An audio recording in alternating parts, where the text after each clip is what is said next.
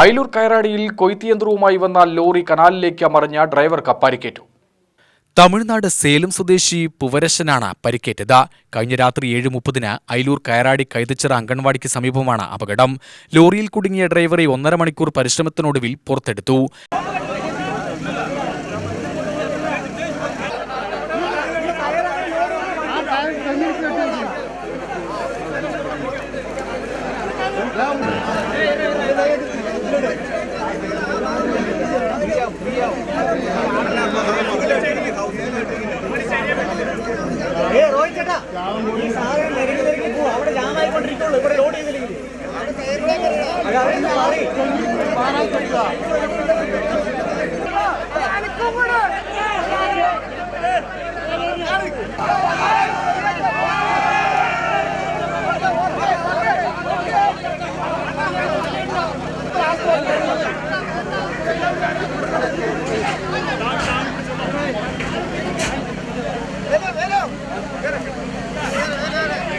കൈതച്ചിറയിലേക്ക് കൊയ്ത്തുയന്ത്രം വാഹനത്തിൽ കയറ്റുന്നതിനായി വരുന്നതിനിടെയാണ് ജലസേചന കനാലിലേക്ക് നിയന്ത്രണം വിട്ടുമറിഞ്ഞത്.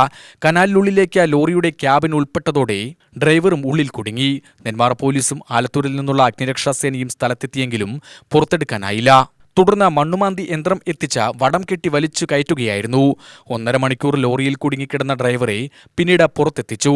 കാലിന് പരിക്കേറ്റ ഡ്രൈവറെ നെന്മാറ സാമൂഹ്യാരോഗ്യ കേന്ദ്രത്തിലും പിന്നീട് സ്വകാര്യ ആശുപത്രിയിലേക്കും മാറ്റി. UTV news, Palakkad.